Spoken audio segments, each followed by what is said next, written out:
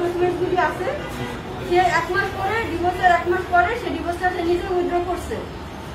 Withdraw করে সে পরবর্তীতে হয়তোবা যে আমার এটা নিয়ে ঘটনাটা বাংলা কলেজে অনেক আন্দোলন হয়েছে তার বিরুদ্ধে, যে সে তো বিবাহিত, সে ছাত্র দলে কিভাবে নেতৃত্ব দিতে পারে, সে তো পারে না এটা করতে।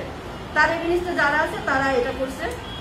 তো কোনো কারণে যাই না, যেদিন তার ডিসেম্বরে যখন ছাত্র দলের কমিটি ঘোষণা করবে নতুন করে, তখন সে আমার বাসায় যায়। হঠাৎ করে বিকেলবেলা আমার অফিসে গেছে, অফিসে পাই নাই, তো আমার বাসায় গেছে ওইগুলোর সাথে নিয়ে, যারা ওর সাথে থাকে। আমি চাইলে নাম বলতে পারি যদি চান, বা ফোন কল রেকর্ড আমি দিতে পারি সবাইকে, যে কে কে আমাকে কত ধরনের বাজে বাজে হুমকি দিচ্ছে, মেরে ফেলার হুমকি দিচ্ছে। বলে যে এখন বিএনপি দেশ চালাচ্ছে, বিএনপির হাতে রাষ্ট্র ক্ষমতা, আপনি আইন আদালতে গেলেও বিচার পাবেন না। আর আমি তো আসলে একা থাকি বলতে আমার তো বাবা নাই, আমার বড় ভাইও নাই। আমি আমার বোনের সাথে থেকে চাকরিটা করতাম। ওই ছেলেটার সাথে বিয়ে করার পরে আমি ও বাসা নাই, ওর এনআইডি নিয়ে বাসা ভাড়া নিছে। তবে তো তখন থেকে 3 বছর সংসার করছি ওর সাথে। তো সেদিন ও আমাকে বিকেলে এসে জিম্মি করে, 2 ঘন্টা অনেক মারধর করে, আমার ফোন টোন সব নিয়ে নেয়। 10-12 জন পুলিশ মানুষের সাথে আমি সেখানে কি করতে পারি আপনারা বলেন? কিছুই করতে পারি না। তো এক পর্যায়ে আমি ফোন তো আমাকে বলতেছে পার্টি অফিসে এসে রিজভি সাহেবের সঙ্গে কথা বলতে, যেতে তার সাথে আমার কোনো ঝামেলা নাই, সে শান্তিতে সংসার করে এবং আমার সমস্ত ভরণ পোষণ সে দিচ্ছে।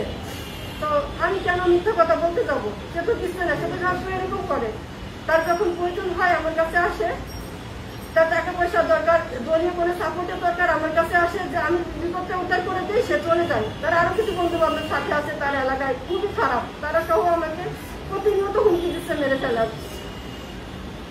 তো ওই ডিভোর্সটা যে উইথড্র করছে সে দিচ্ছে আমি জানি না, পরে তার কাছে আমি পেয়েছি আর কি, ফার্স্ট টাইম ডিভোর্স দেওয়ার পরে। তো ওই দিন আমি যখন রাকিব ভাইয়ের সাথে বললাম যে ভাইয়া ও তো আমার সাথে এরকম খারাপ বিহেভ করতেছে, মারধর করে আমাকে, আমি এখন কি করবো আপনি বলেন?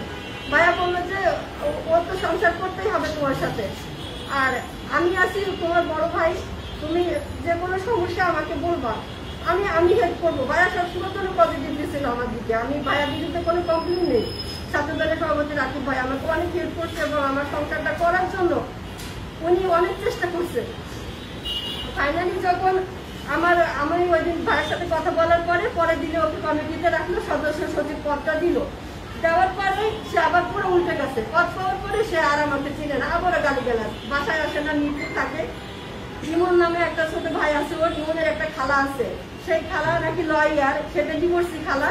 সেই খালার সাথে সে অলরেডি অ্যাফেয়ারে জড়াই গেছে, একই ফ্ল্যাটে থাকে, ইমনের বাসায় থাকে। ইমনের খালার সাথে সে অ্যাফেয়ারে জড়াইছে। আমি যে তার ওয়াইফ তার খেয়ালই নাই, তার মাথায় নেই, তার সে ওইখানেই থাকে। আর আমাকে প্রতিনিয়ত প্রেশার ক্রিয়েট করে, ডিভোর্স করো, ডিভোর্স করো, ডিভোর্স ছাড়া তার মধ্যে কোনো কথা নেই। আমার কাছে এখন আমি চাচ্ছি আমার জীবনের নিরাপত্তা। সে তো ডিভোর্স দিছে, দেওয়ার পরে 2 মাস পরে সে আবার আমাকে ডিভোর্স দিল। একটা মানুষের যে কত ধরনের